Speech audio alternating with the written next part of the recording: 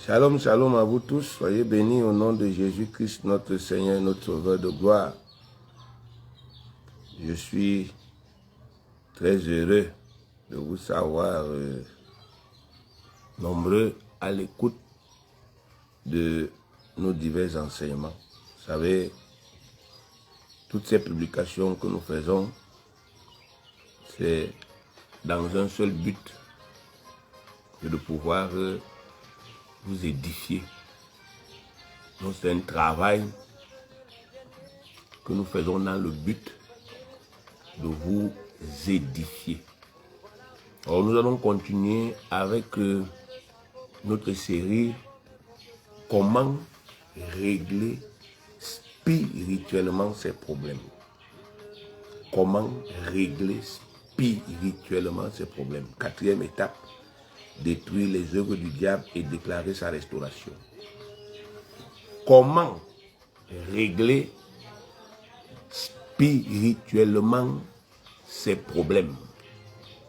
Quatrième étape, détruire les œuvres du diable et déclarer sa restauration. C'est ce que nous allons voir aujourd'hui. Dans la vidéo précédente, nous avons vu qu'il faut chasser les démons de nos vies. C'est ce que nous avons vu dans l'étape précédente. Nous devons chasser les démons de nos vies. Nous devons ordonner aux démons qui ont infecté nos vies à cause du péché. Nous devons leur ordonner de partir. Nous avons vu comment notre Seigneur Jésus-Christ l'a fait à maintes reprises. Donc, il a rencontré des personnes qui avaient des problèmes apparemment insolubles, des problèmes qui avaient dépassé la médecine, des problèmes qui avaient dépassé la science, la philosophie, etc. Des problèmes qui avaient dépassé les moyens humains. Mais quand il est arrivé, il a utilisé son autorité, il a chassé les esprits et ces problèmes ont été réglés. Il y a même eu des gens qui étaient aveugles. On disait que c'est irréversible. On ne peut plus rien faire. Mais quand il est arrivé, il a chassé les esprits et les yeux des gens se sont ouverts. On a vu une femme qui était infirme depuis 18 ans. Personne n'avait jamais su que cette femme était possédée par un esprit. Et quand Jésus-Christ est venu, il a chassé l'esprit. L'esprit est parti et cette femme-là s'est redressée. Donc ça veut dire concrètement que nous devons apprendre à chasser les esprits diaboliques de nos vies. Les démons sont une réalité, ils ne sont pas un mythe, ils ne sont pas un concept. Il y a des gens qui nous disent, vous parlez trop de démons. Bien-aimés, laissez-moi le temps de refuser cet appel. Voilà. Je disais qu'il y a des gens qui nous disent, dans vos prédications, vous parlez trop des démons. Bien-aimés, ce sont des adeptes d'un christianisme policé. Un christianisme qui a perdu toute sa spiritualité. Les gens, n'est-ce pas, qui raisonnent comme ça, qui réfléchissent comme ça, ce sont les adeptes d'un christianisme policé. Un christianisme qui a perdu de sa substance. C'est eux qui disent, vous parlez trop des démons et vous voyez les démons partout.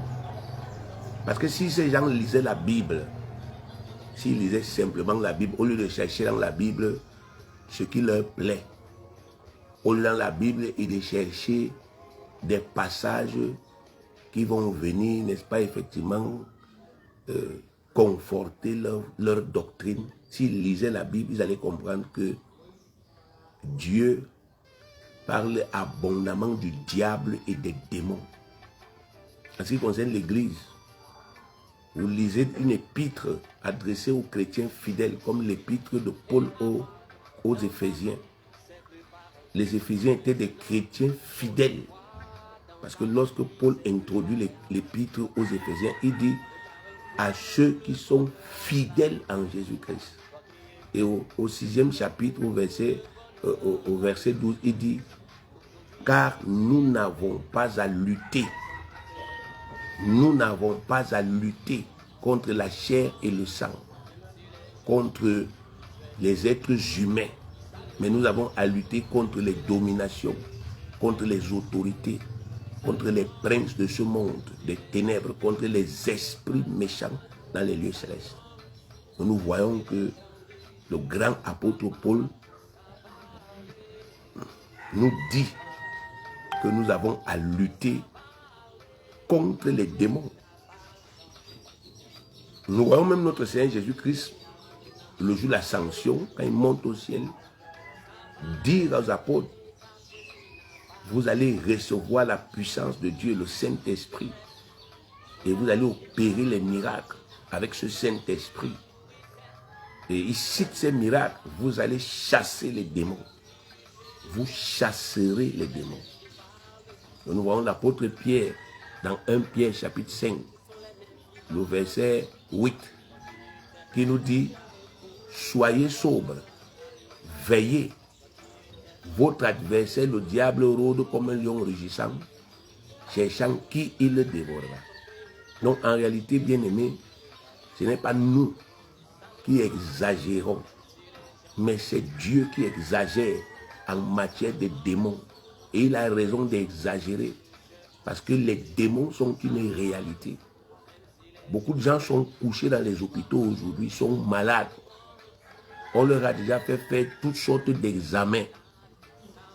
On n'a fait aucun diagnostic probant. On leur a déjà donné toutes sortes de traitements. On n'a rien obtenu. Ça prouve que la maladie là, qu'on voit avec les yeux, est en réalité une maladie spirituelle. C'est-à-dire une maladie qui est causée par un esprit, par un démon. Dans Jean chapitre 10, le verset 10, notre Seigneur Jésus-Christ a dit, le voleur ne vient que pour dérober, égorger et détruire. Je reprends, Jean 10, 10. C'est Jésus-Christ qui parle. Il dit, le voleur ne vient que pour dérober, égorger et détruire. Moi, je suis venu afin que les brebis aient la vie et qu'elles soient dans l'abondance.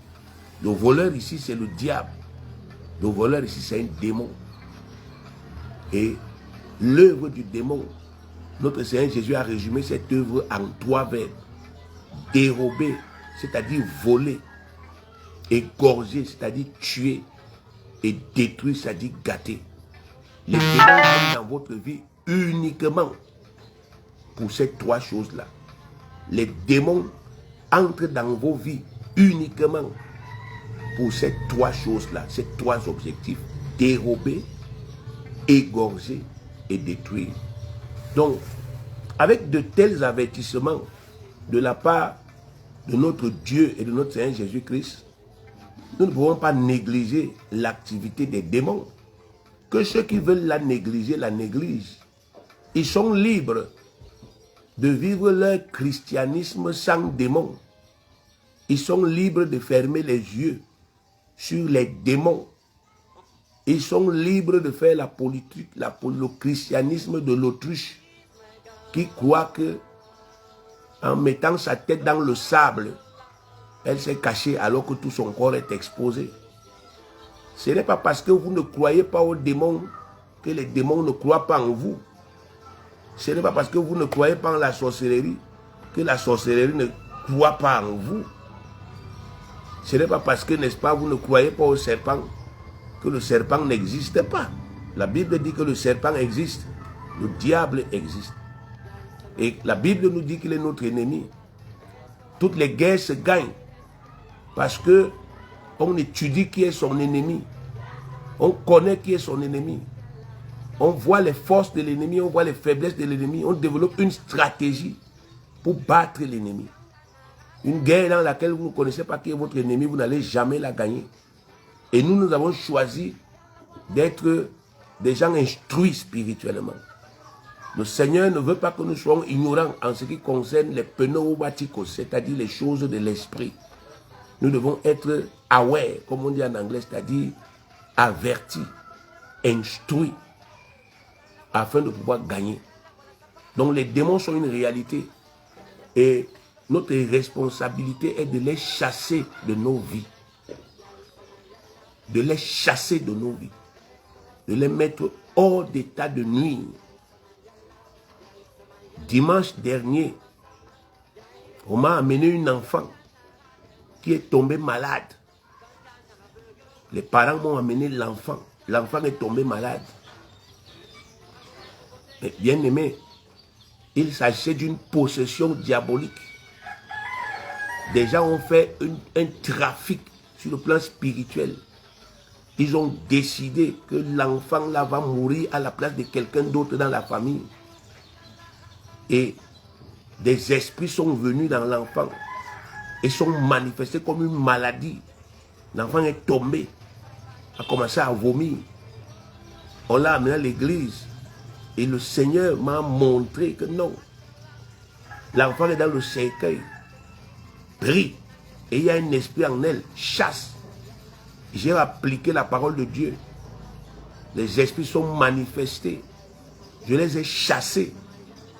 Et quelques temps après, l'enfant s'est rétabli totalement, a commencé à jouer. Donc, les gens qui ne connaissent pas de quoi ils parlent, ils ne peuvent pas critiquer ceux qui connaissent.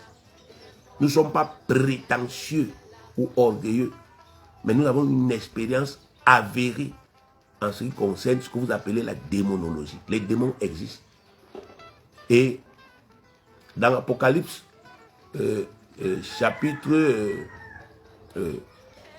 chapitre 12, je pense chapitre 12, au verset 12, il est écrit: malheur à la terre et à la mer, car le diable est descendu vers vous animé d'une grande colère, sachant qu'il a peu de temps. Donc Satan n'est pas ici en congé, il n'est pas en vacances. Les démons ne sont pas là en congé, ils ne sont pas en vacances. Sinon, on ne vivrait pas la méchanceté que nous vivons, le mal que nous vivons, la souffrance que nous vivons. Elle ne vient pas de Dieu, elle vient des démons. C'est eux les dieux du mal. C'est eux qui font du mal à nos vies et nous devons tenir compte de cela. Nous ne devons pas avoir honte de l'évangile. Ah, les gens vont nous critiquer, ah, vous parlez trop de démons. Mais ils sont libres. Je pense que dans ce monde, ils ont créé un concept qu'ils appellent la démocratie. Donc, je suis libre de croire ce que la Bible me dit. Et eux aussi sont libres de ne pas croire ce que la Bible dit. Nous, on ne force personne dans le vrai christianisme. On essaye de travailler pour que les enfants de Dieu soient délivrés. Donc, les démons existent. Et l'erreur que nous commettons le plus souvent, c'est de tolérer les démons dans nos vies. Nous voyons les phénomènes démoniaques dans nos vies. On tolère. Nous savons qu'ils existent. La Bible nous atteste que c'est eux qui combattent nos vies. C'est eux qui nous font du mal. C'est eux qui nous bloquent, etc. Mais nous continuons à faire comme s'ils étaient des concepts, comme s'ils étaient irréels, comme s'ils n'existaient pas. Et eux, ils en profitent pour continuer à nous faire du mal sans être inquiétés, alors qu'ils n'ont plus ni droit, ni pouvoir, ni autorité dans nos vies. Ils en profitent. Si vous laissez un serpent dans votre lit, mais il va vous mordre, il va vous tuer. Si vous laissez un mal à côté de vous, ce mal-là va vous détruire. Donc, si nous tolérons les démons, nous tolérons les phénomènes démoniaques dans nos vies, parce que nous ne voulons pas que les gens nous critiquent, qu'on nous juge. Ah, vous parlez trop des démons. Parce que c'est comme ça que les gens du monde sont. Les gens qui ne connaissent pas la parole de Dieu. Quand tu pries, mais c'est quelle qualité de prière que tu nous fais déjà là? Hein, tu es déjà devenu quoi? Pasteur, tu es déjà devenu... Bref, c'est comme ça. toujours des critiques, toujours des moqueries, toujours des jugements. Mais nous devons apprendre à transcender ça parce que nous ne luttons pas contre la chair et le sang. Nous luttons contre les êtres spirituels. Des gens qui étaient au ciel, mais que le Seigneur a chassés du ciel et qui sont ici aujourd'hui. Donc, il est nécessaire que vous preniez conscience et que vous changez radicalement d'attitude par rapport aux démons. Vous devez prendre conscience de leur existence. Vous n'avez pas besoin de les voir. Moi, je n'ai pas besoin de voir un esprit. Moi, j'imite simplement Jésus. Quand je lis la Bible, je vois que dans la Bible, le Seigneur Jésus appelle les démons selon les manifestations que ces démons produisent dans les vies des gens. Donc je vois par exemple que quand il y a un démon qui a rendu un enfant muet et sourd, Jésus appelle ce démon esprit muet et sourd. Donc aujourd'hui, vous aussi, vous devez cultiver cette habitude. Prononcer les noms des démons en vous appuyant sur les phénomènes négatifs que ces démons produisent dans vos vies. N'ayez pas peur. Je fais ça depuis, je ne suis pas mort. Je ne suis pas mort, je suis vivant. Une preuve que l'autorité de Christ marche. Prononcez leur nom. Les démons de la maladie, parlez-leur. Laissez un peu de côté les diagnostics qu'on a fait à l'hôpital là. Je sais que, n'est-ce pas, effectivement, beaucoup de gens vont interpréter particulièrement, gens que j'ai dit que on ne doit pas partir à l'hôpital. Ça, c'est leur problème là-bas. J'ai dit, laissez un peu les diagnostics là. On a dit à l'hôpital que voilà, voilà, voilà. Mais mettez un peu ça de côté. Priez un peu. Au nom du Seigneur Jésus-Christ, priez avec foi. Dites, toi, l'esprit qui est dans mon ventre ici, au nom de Jésus, toi qui es venu t'asseoir là dans mon ventre pour que je ne conçoive pas, sors au nom de Jésus. Priez un peu pour dire, toi qui es dans mon sang et qui fait en sorte que mon sang soit gâté, je te chasse au nom de Jésus. Toi qui es dans mes os, toi qui es dans mes os, toi qui travailles dans mes os là, pour que j'ai la maladie des os, je te chasse au nom de Jésus. Toi qu'on a appelé cancer, tu es dans moi, on t'a appelé cancer à l'hôpital, je te chasse au nom de Jésus-Christ. Toi qui t'es appuyé sur tel péché que j'ai fait et qui a frappé ma vie sur tel plan, je te chasse au nom de Jésus. Toi qui es sécheresse dans ma vie, sécheresse, éternel recommencement, je te chasse au nom de Jésus. Toi qui es blocage, je te chasse au nom de Jésus. Toi qui es trouble, je te chasse au nom de Jésus. Essayez de faire aussi ces prières de folie là. Les prières qui font dire aux gens que vous êtes déjà fou là. Faites un peu ça. Puisque c'est ce que votre Seigneur Jésus-Christ faisait. Faites ces prières. Parlez-leur. Toi qui viens de ma famille. Toi l'esprit de ma famille. L'esprit qui travaille dans ma famille pour maintenir les gens dans des limites, dans des blocages. Je te chasse de ma vie au nom de Jésus-Christ. Toi qui viens des marabouts, je te chasse au nom de Jésus-Christ. Toi, l'esprit d'injustice qui règne sur la terre-ci, qui règne dans mon lieu de service, je te chasse devant moi au nom de Jésus-Christ. Je te chasse, va-t'en. Quitte ma vie, quitte devant moi, je te chasse. Apprenez un peu à prier comme ça.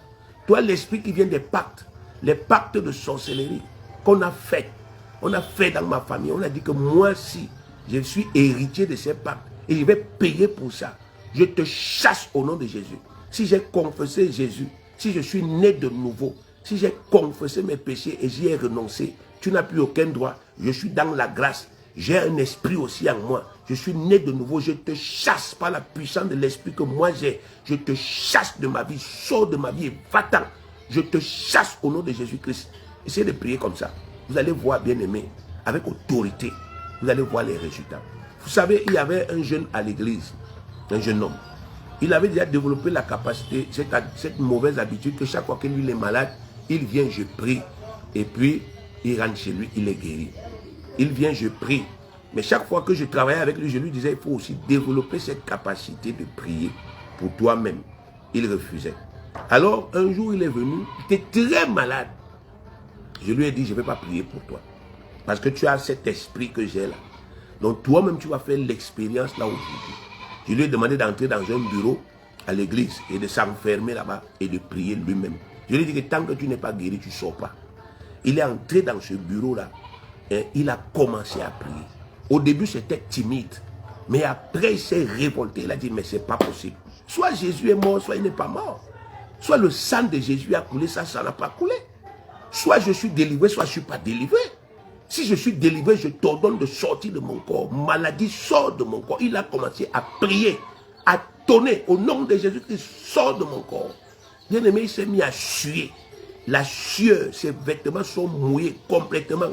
Il est sorti de ce bureau complètement guéri. Il m'a dit, pasteur, je suis guéri. Et c'est terminé avec cet esclavage. Donc nous avons besoin, bien-aimé, de franchir ce pas. Apprendre à parler aux esprits. Donc, ne les tolérez plus. Vous voyez des phénomènes qui sont des phénomènes spirituels. Parlez, utilisez l'autorité. Parce que la plupart du temps, vous vous arrêtez dans le processus. Vous avez accepté Jésus dans votre vie. On ne met pas en doute votre sincérité. Vous êtes né de nouveau. Vous avez même confessé vos péchés. Il y a certains qui ont même confessé leurs péchés 10 fois. Et ils ne font que reconfesser, reconfesser, reconfesser. Alors que la première fois qu'ils ont confessé, la Bible dit qu'ils ont obtenu miséricorde, ils ont été pardonnés. Mais il y a toujours des blocages. Ils ne comprennent pas qu'il y a quelqu'un qui travaille. Bien aimé, quand vous voyez cette nature que Dieu a créée s'opposer à nous, quand vous voyez la nature que Dieu a créée s'opposer à nous, les enfants de Dieu, ça veut dire qu'il y a un esprit derrière. Vous voyez les hommes se dresser contre nous, il y a un esprit derrière ces hommes. Vous voyez, n'est-ce pas, effectivement, les choses se gâter devant vous, il y a un esprit. Parce que vous regardez à côté, vous voyez qu'un païen qui ne fait pas tout ce que vous faites là, ça marche dans sa vie. Mais vous, un enfant de Dieu, vous pratiquez la parole, vous voulez faire, ça bloque, ça se gâte, il y a un esprit. Adressez-vous aux esprits, parlez-leur et chassez-les, et vous allez voir. Alors, aujourd'hui, nous allons voir autre chose. Détruire les œuvres du diable. Détruire les œuvres du diable. Alors, détruire veut dire démolir, anéantir, abattre, renverser, etc. La Bible déclare que dans sa première venue, lorsque notre Seigneur est venu pour la première fois sur la terre, il est venu pour détruire les œuvres du diable. C'est 1 Jean chapitre 3, le verset 8. Première épître de Jean, chapitre 3, le verset 8, il est écrit, celui qui pêche est du diable. Je reprends. Celui qui pêche est du diable. Car le diable pêche dès le commencement. Le Fils de Dieu apparut afin de détruire les œuvres du diable. Le Fils de Dieu apparut afin de détruire les œuvres du diable. Donc il n'est pas venu les laisser en place. Vous comprenez ça? Il est venu détruire ces œuvres. Il est venu les démanteler complètement. Il est venu abattre les œuvres du diable. Et juste avant de mourir, voici ce qu'il a dit. Jean chapitre 19, le verset 30. Jean chapitre 19, le verset 30. Quand Jésus eut pris le vinaigre, il dit, tout est accompli. Et baissant la tête, il rendit l'esprit. Donc, le travail que je suis venu faire pour détruire les œuvres du diable, c'est fini. Comme je meurs là, les œuvres du diable sont détruites. Voilà, n'est-ce pas la vérité, bien-aimé? Alors, ce que vous devez savoir, c'est que même comme Jésus-Christ a dépouillé spirituellement les démons, même comme il a détruit leurs œuvres, les démons ne sont allés nulle part. Ils sont toujours là. Jésus-Christ a dépouillé les démons. Ça veut dire qu'il leur a ôté le pouvoir qu'ils avaient. Mais les démons là sont toujours là. Raison pour laquelle lui-même Jésus-Christ nous a dit chassez-les maintenant. Maintenant que je les ai dépouillés, j'ai ôté le pouvoir qu'ils avaient, chassez-les. Avant que je ne les dépouille, vous ne pouviez pas les chasser. Mais maintenant que je les ai déjà dépouillés, je leur ai ôté le pouvoir qu'ils avaient sur vous à cause des péchés, vous pouvez les chasser. Alors, de la même manière aussi, les œuvres mauvaises que ces démons avaient déjà créées dans nos vies, telles que les maladies, les blocages, les vols, les liens de tout genre, la stérilité, les infirmités, la pauvreté, ça n'a pas disparu. Bien que Jésus-Christ ait battu Satan à plate couture, les œuvres de Satan n'ont pas disparu. Les œuvres du diable sont toujours là. Elles existent toujours. Et raison pour laquelle le Seigneur nous a donné le pouvoir de les détruire. Donc, vous devez faire la nuance. Parce que beaucoup de gens ont l'impression que, comme le Christ est venu et qu'il a tout accompli, eux, ils peuvent se croiser les bras. Et puis maintenant, là, les choses vont se passer par elles-mêmes. Non! Jésus a dit, chassez les démons. Et il a encore dit, détruisez les œuvres du diable. Regardez Luc 19, Luc 10, verset 19, Luc chapitre 10, le verset 19. C'est le Seigneur Jésus qui parle. Il dit, voici, je vous ai donné le pouvoir de marcher sur les serpents et les scorpions et sur toute la puissance de l'ennemi, et rien ne pourra vous nuire. Je vous ai donné le pouvoir. Je vous ai donné le pouvoir. Il n'est pas dit, je vais vous donner. Je vous l'ai déjà donné. Bien-aimé, tu as confessé Jésus, tu as un pouvoir. Mais c'est toi qui doutes. C'est toi qui crains. C'est toi qui as peur. Tu as un pouvoir. Et ce que tu peux faire avec ce pouvoir, c'est écrit là. Marcher sur les serpents et les scorpions et sur toute la puissance de l'ennemi, et rien ne pourra te nuire. Ce pouvoir est une immunité spirituelle. Bien-aimé, tu ne peux pas toucher le serpent sans que le serpent te morde. Et si le serpent te mord, le venin va te tuer. Mais quand tu as l'immunité spirituelle, tu peux le toucher. Je ne suis pas en train de dire que tu dois aller chercher une vipère pour toucher le serpent. Ici, je parle du diable. Les œuvres des ténèbres, c'est les œuvres du diable. Par exemple, tu sors de chez toi, tu trouves que devant ta porte, on a versé du sang avec des fétiches. C'est une œuvre des ténèbres. Le sang, c'est de la matière, les fétiches, c'est la matière. Mais on a d'abord invoqué un esprit. On a associé à ce sang, on a associé à ces fétiches. Et on a donné des ordres à cet esprit. Que si tu piétines ça, tes pieds gonflent. Donc ça suppose que si tu n'as pas Christ, si tu n'as pas un pouvoir qui domine ça, si tu piétines, si tu touches, tu es frappé. Mais ce que Christ te dit, c'est que je t'ai donné le pouvoir de piétiner ça. Je t'ai donné le pouvoir de toucher ça. Et je t'ai donné le pouvoir de détruire ça, sans que rien ne puisse te nuire. Donc en réalité, le problème est toujours de notre côté. C'est toujours une question de notre croyance. Est-ce que nous le croyons? Vous savez, nous avons été habitués à croire que les sorciers sont puissants, mais que nous ne le sommes pas. Les religions nous ont enseigné que nous sommes des héros. Nous sommes vides. On n'a rien. Tandis que les sorciers ont quelque chose, les magiciens ont quelque chose. C'est pour ça que vous voyez que les églises, là où il y a les gourous, ça prospère. Qu'est-ce qu'ils appellent un gourou? C'est-à-dire que le gars qui est le seul puissant de son église, tous les autres sont des bébés spirituels. Même pour pisser, ils ont besoin de lui. Même, n'est-ce pas, pour manger, ils ont besoin de lui. Ça, c'est ce que j'appelle, n'est-ce pas, effectivement, les gourous déguisés en chrétiens. Parce que le vrai christianisme nous enseigne que nous tous, nous sommes des enfants de Dieu. Qui dit enfant, dit naître de nouveau, recevoir le Saint-Esprit. Alors, dites-moi, si j'ai le Saint-Esprit que l'apôtre Pierre avait, pourquoi vous me dites que lui, il a pu chasser les démons, moi, je ne peux pas le faire? Est-ce que ce n'est pas le même christianisme? C'est le même christianisme. Est-ce que ce n'est pas le même ministère? C'est le même ministère. Est-ce que ce n'est pas les mêmes démons? C'est les mêmes démons. Donc, le problème est toujours notre foi, notre croyance. On nous a tellement, n'est-ce pas, effectivement, matraqué l'intellect, l'esprit, avec des enseignements, des théories fallacieuses que nous n'arrivons plus à croire. La plupart des chrétiens aujourd'hui sont des gens, ils sont faibles ici dans la tête. Ils sont brisés ici dans la tête. Ils sont déconfits, déconstruits dans leur tête. Ils pensent que sur cette terre-ci, ils ne sont rien. Et ils n'ont rien, ils ne peuvent rien. Il y a même des gens, des chrétiens qui ont fui leur village. Parce qu'on leur a dit là-bas que si tu viens ici, on va te tuer. Ils sont vraiment des enfants de Dieu, mais ils ont fui parce qu'ils ont peur. Pourquoi? Parce qu'ils sont dans des milieux là où on ne leur a pas appris qu'ils sont des hommes spirituels. Et regardez 1 Jean chapitre 4, le verset 4. 1 Jean chapitre 4, le verset 4. Relisez ces paroles. Vous, petits enfants, vous êtes de Dieu et vous les avez vaincus parce que celui qui est en vous est plus grand que celui qui est dans le monde. Celui qui est en nous, c'est Christ, est ressuscité et glorifié. Il dépasse Satan, il dépasse les démons. La Bible dit qu'à la mention de son nom, tout genou fléchit dans les cieux, sur la terre et sous la terre.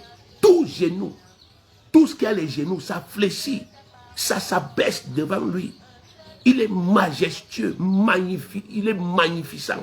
C'est-à-dire qu'il n'y a personne, seulement sa lumière comme ça, là, vous tombez par terre. Regardez quand l'apôtre Paul, il n'était pas encore apôtre Paul, quand il allait à Damas pour aller arrêter les chrétiens. Regardez quand Jésus-Christ lui est apparu. Qu'est-ce qu'on vous dit? La Bible dit qu'il a seulement vu la lumière, il est devenu aveugle. Il n'a même pas entendu le nom, il a seulement vu la lumière. Quelqu'un lui a demandé pourquoi tu me persécutes. Il a dit Seigneur, tu es qui? Vous imaginez ça? Il a appelé Jésus Seigneur avant même que Jésus ne se présente. Parce qu'il a vu la lumière, la puissance et la gloire. Et Dieu vous dit que l'esprit que vous avez, c'est ce Christ-là qui est en vous. Christ est en vous. Mais la tête là, elle est vide. Parce qu'on ne vous a pas appris.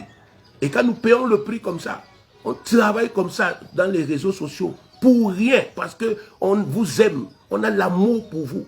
Mais c'est vous-même qui prenez encore les enseignements, là, vous jetez à la poubelle. Vous prenez vos mégas, on ne sait pas pourquoi, ce que vous faites avec. Et puis vous vous plaignez que les choses ne bougent pas. Bien aimé, c'est le combat.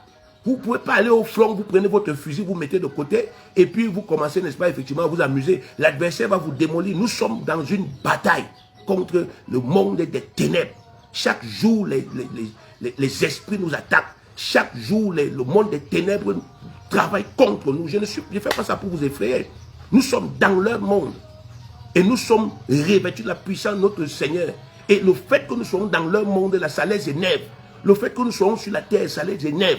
Le fait que nous soyons dans les quartiers, ça les énerve. Le fait que nous soyons dans les familles, ça les énerve. Le fait que nous prions dans les familles, ça les énerve. Il faut que vous compreniez donc qu'ils ne peuvent pas résister sans réagir. Ils vont nous attaquer. Mais c'est nous qui devons avoir cette conscience que nous avons des armes plus puissantes et les utiliser. Si par exemple, votre corps physique est malade, et vous ne restez pas là, oh Seigneur, mon corps fait comme ça. Non. Vous priez. Seigneur, ce que je sens ici, la boule-ci que je sens, je détruis ça au nom de Jésus-Christ. Vous priez comme ça. Vous n'êtes pas en train de défier avec quelqu'un. Vous priez pour votre corps. J'ai détruit ce qu'il y a ici, Seigneur, au nom de Jésus. Si c'est ici, j'ai détruit ce qui est ici, au nom de Jésus. C'est sur la peau. Vous prenez de l'huile, vous bénissez l'huile. Vous dites, je déclare en tant qu'enfant de Dieu que l'huile s'y soit maintenant l'huile sainte, l'huile d'onction pour moi. Vous prenez ça, vous oignez votre corps, vous dites, je lave mon corps, je nettoie mon corps. Même si on m'a versé quel type de gale, je verse l'huile-ci sur moi. Je nettoie mon corps et mon corps est restauré au nom puissant de Jésus-Christ. Vous priez, vous croyez, vous êtes audacieux. Vous brisez les choses. Tout ce qu'on a mis devant vous, on dit que tu ne vas jamais te marier. Vous priez, Seigneur, ce qu'on a mis devant moi pour bloquer le mariage là, alors que je dois me marier et je dois concevoir, je dois accoucher, je dois me multiplier sur la terre pour servir Jésus. Je brise cette chose. C'est ça qu'on appelle détruire les œuvres du diable. Détruire les choses que Satan a faites dans vos vies pour vous maintenir dans l'esclavage ou bien pour vous empêcher de jouir de votre bien-être. Vous devez détruire ces choses-là. Mais vous devez le faire avec foi. Regardez Marc chapitre 11, verset 23. Marc 11, verset 23. Je vous le dis en vérité, si quelqu'un dit à cette montagne, ôte-toi de là et jette-toi dans la mer, et s'il ne doute point en son cœur, mais croit que ce qu'il dit arrive, il le verra s'accomplir. Jésus dit ici, vous pouvez parler à la nature. Vous parlez à la nature. Vous dites à la nature, nature, libère mes bénédictions qu'on a enterrées. Mais on vous dit par exemple que dans votre tradition, on prend souvent des choses, on peut enterrer sur un arbre. Mais vous priez, vous ne demandez pas à l'arbre là de vous rembourser. Jésus n'a pas parlé à un arbre, il a parlé à un figuier. Mais vous aussi parlez à vos arbres sacrés là. Dites-leur, remets-moi mes choses qu'on est parti te donner. Parlez à vos grottes, parlez aux hôtels sataniques. Brisez ces hôtels, cassez-les, détruisez-les, anéantissez-les, abattez-les, renversez-les. C'est comme ça qu'on prie pour récupérer ces choses. Et vous le faites avec foi, c'est tout. La foi déclenche la puissance. Éphésiens 1, 19. Et quelle est envers nous qui croyons? Quelle est envers nous qui croyons l'infinie grandeur de sa puissance, se manifestant avec efficacité par la vertu de sa force. Donc Dieu vous dit que quand moi je vois la foi, je déclenche. Quand je vois la foi, je déclenche. Quand le Saint-Esprit voit la foi, il se déclenche.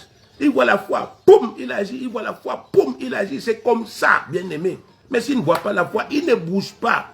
Bien aimé, c'est pour cela qu'aujourd'hui, il est important que vous le croyez. Jean 11, 40, Jésus lui dit, ne t'ai-je pas dit que si tu crois, tu verras la gloire de Dieu.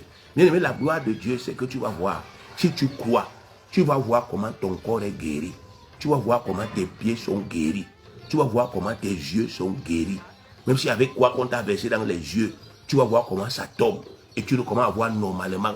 Même si avec quoi dans les troncs, tu vas voir comment ça quitte. Parce que tu as prié avec foi pour détruire les œuvres du diable. Mais bien aimé, tu dois, n'est-ce pas, effectivement développer cette foi-là à partir d'aujourd'hui. Ne crois plus que les choses vont changer par elles-mêmes. Apprends à détruire les œuvres du diable dans ta vie. Je prie pour toi que le Seigneur t'accorde cette foi-là et ce courage-là, malgré tout ce que tu vois. Ne te préoccupe pas de l'ampleur du mal. Prie simplement. Tu vas voir que le Saint-Esprit dépasse tout cela. Que le Seigneur te bénisse abondamment au nom de Jésus.